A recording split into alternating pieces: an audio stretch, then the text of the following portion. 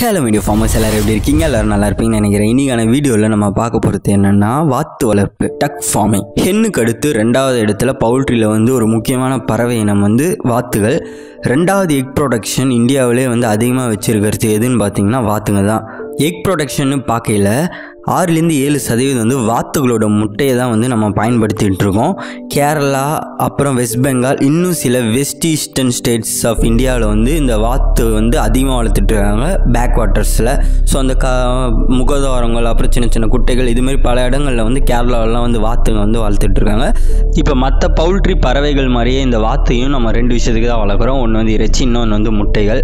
இப்போ இதோட முட்டையில் வந்து கொழுப்பு சத்துன்றது வந்து ரொம்ப அதிகமாக இருக்கும். அந்த ஒரு காரணத்தினால அது வந்து ரொம்ப ஜூஸியாக இருக்குமா, இதை வந்து நிறைய பேர் விரும்பியும் சாப்பிடுவாங்களாம். இறைச்சின்னு பார்க்கும்போது இறைச்சியும் கிட்டத்தட்ட அந்த ஜூஸியான ஃப்ளேவர் வந்து கொடுக்குற காரணத்தினால தமிழ்நாட்டில் அதிகமாக சாப்பிட்னாலும் கேரளாவெலாம் வந்து ரொம்ப அதிகமாக சாப்பிட்டுட்டு இருக்காங்க இந்த வாத்துக்கறிகளை. தண்ணி இருந்தால் மட்டும்தான் வந்து வாத்தை வந்து நம்மளால் வளர்க்க முடியும் அப்படின்னு நீங்கள் கேட்டிங்கன்னா அப்படிலாம் ஒன்றும் இல்லை. நம்ம ஷெட்டில் கூட இந்த வாத்துக்களை வந்து வளர்க்க முடியுமா, ஆனால் அது நல்லா ஓடி விளையாடுறதுக்கு வந்து கொஞ்சம் ஸ்பேஸ் வந்து நம்ம வந்து அலோகேட் பண்ணிட்ட பிறகு நம்ம வந்து வளர்க்கலாம். 6 இன்ச்சு தண்ணி இருந்தாலே வாத்து வளர்கிறதுக்கு வந்து போதுமானது. நம்ம வாத்து வளர்க்குற இடத்துல ஒரு 6 இன்ச்சு மட்டும் தண்ணி தேங்குற மாதிரி வந்து பார்த்துக்கணும். அதுக்கடுத்து இந்த வாத்துங்க வந்து அதோட அழகை பீக்கை வந்து அடிக்கடி தண்ணியில் விட்டு விட்டு வெளியில் எடுக்குமா. இது வந்து அது அடிக்கடி பண்ணிகிட்டே இருக்கணும்.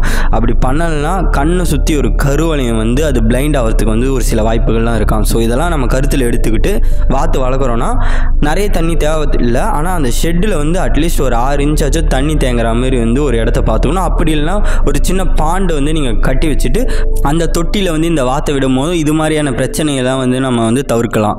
ஆனால் நீங்கள் வந்து இந்த வாத்துக்களை இறைச்சிக்காக தான் வளர்க்குறீங்க அப்படின்னு நினச்சிங்கன்னா உங்களுக்கு தண்ணி கூட தேவையில்லை. நீங்கள் முழுக்க முழுக்க ஒரு ஷெட்டிலே போட்டு வளர்த்துடலாம். ஏன்னா 2 மாதத்துக்குள்ளே வாத்து வந்து நம்ம இறைச்சிக்கு வந்து வாத்தை விற்க போகிறோம்னா அந்த வெயிட்டை வந்து கெயின் பண்ண வைக்க முடியும். நம்ம ஆர்டிஃபிஷியல் ஃபுட்டு அது எல்லாமே கரெக்டாக கொடுத்தோன்னா. ஸோ நீங்கள் வந்து இறைச்சிக்காக வாத்து வளர்க்க விரும்புறீங்கன்னு நினச்சிங்கன்னா தண்ணியே இல்லாமல் நம்ம ஷெட்டிலே விட்டு இந்த வாத்துக்களை வந்து வளர்த்துடலாம். இந்த வாத்தோட அழகுன்றது வந்து ஒரு ஸ்பூன் மாதிரி. ஸோ அது தண்ணியை வந்து சிந்திக்கிட்டு அப்படி தான் வந்து குடிக்கும். அதனால் அந்த சுற்றி இருக்க தண்ணியெலாம் வந்து க்ளீனாக வச்சுருத்து ரொம்ப தண்ணி தங்க விட்டு அது ஒரு மாதிரியான என்விரான்மெண்ட் க்ரியேட் பண்ணிடும். அதெல்லாம் வந்து நம்ம பார்த்து எப்பயுமே அந்த ஃபார்ம் வந்து க்ளீனாக வச்சுக்கணும். அப்புறம் இந்த வாத்து வளர்க்க இருக்கிற இடத்துல லிட்டர், பெட்டிங் மெட்டீரியல், இது மற்ற பவுல்ட்ரி பேர்ட்ஸ்லாம் நான் சொல்லியிருப்பேன். அதே தான் இங்கேயும் நம்ம வந்து கீழே தரைப்பகுதியில் வந்து வைக்கோல் பயன்படுத்தலாம். அப்படி இல்லைனா வந்து தென்னநார் பயன்படுத்தலாம் லிட்டர் மெட்டீரியலாக. இப்போ இந்த வாத்தில் என்னென்னலாம் ப்ரீடு இருக்குது அப்படின்னு பார்த்துடலாம். 3 வகையான ப்ரீடு நம்ம நாட்டினோம். அது என்னென்னா சாரா, சாம்பல், குட்டநாடு. இந்த 3 வகையான வாத்து தான் இந்தியன் டக் பாப்புலேஷனில் 90% இடத்த வந்து பிடிச்சிருக்கு. இந்த 3 வகையை வந்து நம்ம லோக்கலாக வந்து நிறைய இடத்துல வந்து இந்த லோக்கலாக நேட்டிவ் பீப்புள்ஸ் வந்து வளர்த்துட்டு இருக்காங்க. இதை வந்து கமர்ஷியலாக வந்து 2 ப்ரீடுன்றது வந்து ரொம்ப ஃபேமஸ். ஒன்றுத்தோட பேர் வந்து பெக்கின். இந்த ப்ரீடு வந்து எதுக்கு பயன்படுத்துகிறாங்கன்னா எஸ்பெஷலி ஃபார் மீட் பர்பஸ், இறைச்சிக்காக வளர்க்கக்கூடிய ஒரு ப்ரீடு தான் வந்து பெக்கின். ரொம்ப ஃபாஸ்ட்டாக வந்து வளர்ந்துடும், அதுக்காக இதை வந்து வளர்க்குறாங்க. அதுக்கடுத்து மீட் குவாலிட்டின்றது வந்து ரொம்ப நல்லாயிருக்கும். ஹோட்டல்ஸ் எல்லாம் வந்து இந்த ப்ரீடை வந்து கேட்டு வாங்கி அவங்க வந்து சர்வ் பண்ணுவாங்க. இதுக்கடுத்து நம்ம அதிகமாக வளர்க்குற எக்ஸாஸ்டிக் ப்ரீடு என்னன்னு பார்த்தீங்கன்னா வந்து காக்கி கேம்பல் அப்படின்னு சொல்லுவாங்க. இப்போ இந்த பெக்கின், காக்கி கேம்பல் இது 2மே வந்து எக்ஸாஸ்டிக் ப்ரீட். வெளிநாட்டிலேருந்து இந்தியாவுக்கு கொண்டுட்டு வந்து அது வந்து ப்ரீட் பண்ணி இங்கே வந்து இது பண்ணோம். முன்னாடி சொன்ன 3மே வந்து இந்தியாவிலே உருவாங்கின வாத்தினாங்க. இந்த பெக்கினோட இடை பார்த்தீங்கன்னா வந்து 45 to 60 நாளுக்குள்ள 2 to 2.5 கிலோ கிட்ட வந்துடும்.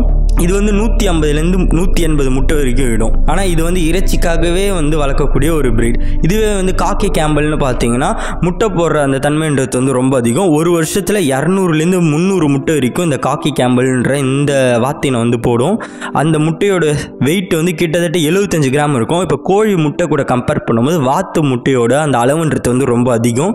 ஏன்னா ஃபேட் கண்டென்ட்லாம் இருக்குன்னு சொல்லியிருந்தேன். ஸோ நீங்கள் வந்து கோழி முட்டையை பார்த்துட்டு வாத்து முட்டையை பார்த்தீங்கன்னா கொஞ்சம் அது டர்ட்டியாக இருக்கும். நீங்கள் எங்கேயாச்சும் நோட்டீஸ் பண்ணியிருக்கலாம் சூப்பர் மார்க்கெட்லாம். இப்போ வந்து ஹென்னோட அந்த எக்குன்றது வந்து நல்லா க்ளீனாக இருக்கும். ஆனால் இந்த டக்குன்றது வந்து அது எங்கே முட்டை போடுன்னு அதுக்கு தெரியாது. டைமிங்கும் ஒரு பர்ஃபெக்டான டைமிங்கும் இல்லை இது போடுறது. மேக்ஸிமம் பண்ணையெல்லாம் வந்து ஒரு 9 மணிக்கு டைமில் வந்து போடும் அப்படின்ற மாதிரி சொல்கிறாங்க. ஒரு பர்ஃபெக்டான டைமிங்ன்றது வந்து இந்த டக்குக்கு வந்து எக்லே பண்ணுறதுக்கு இல்லை. இந்த 2 ப்ரீடும் தான் வந்து நீங்கள் கமர்ஷியலாக இப்போ சப்போஸ் டக் ஃபார்ம் வந்து ஸ்டார்ட் பண்ணுறீங்கன்னு நினச்சிங்கன்னா இந்த 2 ப்ரீடை வந்து நீங்கள் கன்சிடர் பண்ணலாம். லோக்கல் டக் ப்ரீட்ஸை வந்து மேபி ஏஸ்தட்டிக் பர்பஸ்க்காக வீட்டில் நான் சும்மா ஹாபிக்காக வளர்க்க போகிறோம் அப்படின்னு நினச்சிங்கன்னா வந்து லோக்கல் ப்ரீட்ஸை வளர்க்கலாம். அதில் வந்து மீட்டோட குவாலிட்டின்றதும் அவ்வளோ நல்லா இருக்காது. அதே நேரத்தில் முட்டை போடுற அந்த தன்மைன்றது வந்து இதுங்க கூட கம்பேர் பண்ணும்போது ரொம்ப ரொம்ப கம்மி. இப்போ முட்டை போட்டுட்டு பிறகு அந்த முட்டையை வந்து நம்ம 3லேருந்து 4 நாள் வரைக்கும் வந்து ஓப்பனான ஒரு பிளேஸில் வந்து ஸ்டோர் பண்ணி வைக்க முடியும். இதே நீங்கள் பிஸ்னஸ் பண்ணுறீங்கன்னா ரெஃப்ரிஜிரேட்டரில் வந்து வச்சிடலாம். இப்போ இதுவே வந்து ப்ரீடிங் பர்பஸ்க்கு யூஸ் பண்ணுறீங்க அப்படின்னா நீங்கள் வந்து சப்போஸ் இன்குபேட்டர் வச்சுருந்தா அதில் இன்குபேஷன் டைம் வந்து எவ்வளோ இருக்குன்னா 28 நாள் வந்து இருக்கும். டக்கோட இன்குபேஷன் டைம் வந்து 28 நாட்கள், கிட்டத்தட்ட கோழிங்க மாதிரியே தான். நீங்கள் வந்து இல்லைனா வேறு ஏதாச்சும் ஹேச்சரில் அந்த முட்டைகளை கொடுத்து ஹேட்ச் பண்ணலாம். அவங்க அதுக்கேற்ற மாதிரி சார்ஜ் பண்ணுவாங்க. சில கவர்மெண்ட் ஹேச்சரிஸும் இருக்குது. இப்போதைக்கு இதோட முட்டை ரேட் வந்து ஒரு 6 ரூபாலேருந்து 7 ரூபா போகும். அது ஒரு இடத்த பொறுத்து. இப்போ லோக்கலில் போய் வாங்குறீங்கன்னா 5 ரூபாய்க்கு கூட கொடுப்பாங்க. அதுவே சூப்பர் மார்க்கெட் போகும்போதும் அந்த இடத்துக்கு ஏற்ற ப்ரைஸ் வந்து அவங்க வச்சு விற்பாங்க.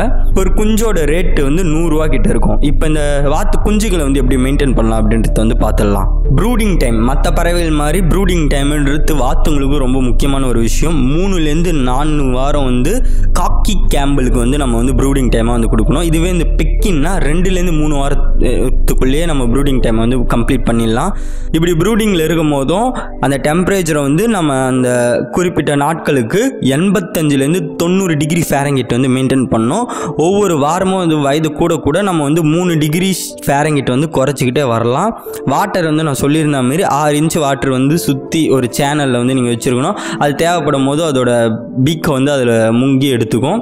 அதுக்கடுத்து இந்த வாத்தில் வந்து இது வந்து ரொம்ப ஒரு கவனிக்க வேண்டிய விஷயம் என்னன்னு பார்த்தீங்கன்னா, இப்போ வந்து நீங்கள் சிக் மேஷ் கொடுப்பீங்க, அந்தாச்சும் இந்த குஞ்சுகளுக்கு தேவையான அந்த உணவு கொடுக்கும்போதும் அதில் வந்து ஃபங்கஸ் க்ரோத்து பூஞ்சையோட வளர்ச்சி இருக்கா அப்படின்றத வந்து நல்லா நோட்டீஸ் பண்ணணும். ஏன்னா இந்த வாத்துங்க வந்து ரொம்ப ரொம்ப சென்சிட்டிவ் டாக்ஸிக் சப்ஸ்டன்ஸுக்கு.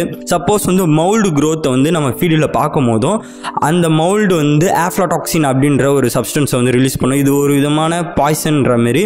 இது வந்து வாத்துங்களுக்கு வந்து சுத்தமாக செட்டே ஆகாது. மற்ற பவுல்ட்ரி போர்டு கூட இதை ரெசிஸ்டன்ஸ் பண்ணி இருந்தாலும் வாத்துங்களான்னு வந்து அவ்வளோ ரொம்ப சென்சிட்டிவ். நீங்கள் வந்து குஞ்சுகளை பராமரிக்கிறதுல இதெல்லாம் வந்து நீங்கள் கவனிக்க வேண்டிய விஷயம்.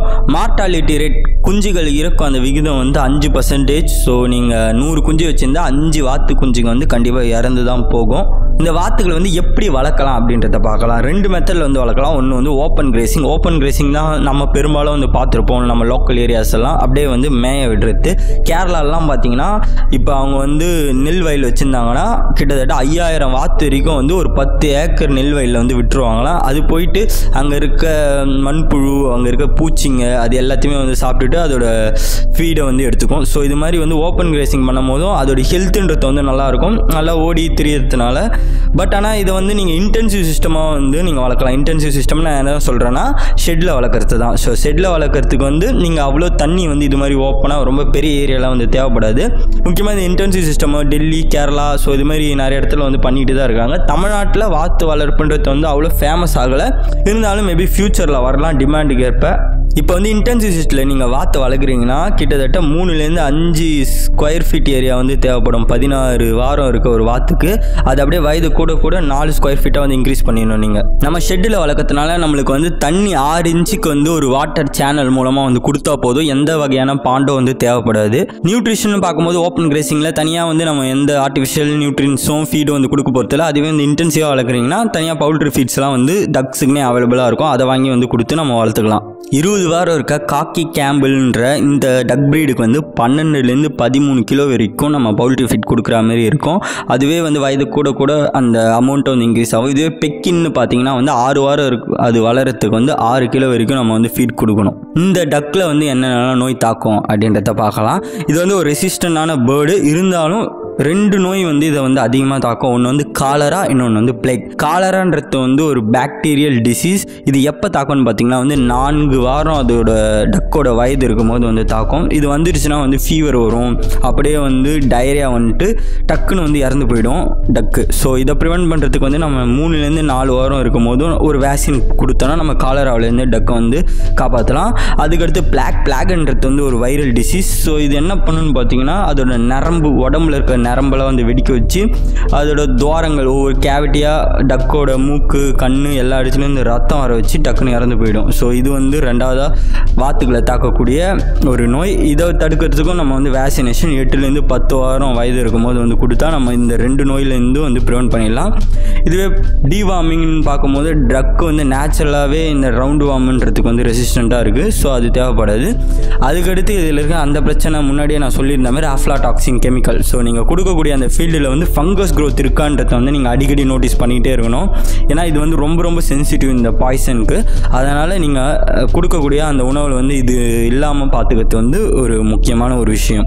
மார்க்கெட்டிங்னு பார்க்கும்போது டக்கோட மார்க்கெட்டுன்றது தமிழ்நாட்டில் கொஞ்சம் டல்லாக இருந்தாலும் வந்து நம்ம பக்கத்து ஸ்டேட் கேரளாலாம் வந்து நல்ல டிமாண்ட் வந்து இருக்குது டக்கோட மீட்டுக்கு. அவங்களாம் வந்து நிறைய பேர் விரும்பி சாப்பிட்றாங்க. நீங்கள் வந்து தமிழ்நாட்டில் டக்கை வளர்த்துட்டு அங்கே எடுத்துன்னு போய் விற்கும் போதும் உங்களுக்கு வந்து ஒரு நல்ல எக்ஸ்சேஞ்சும் கிடைக்கும்.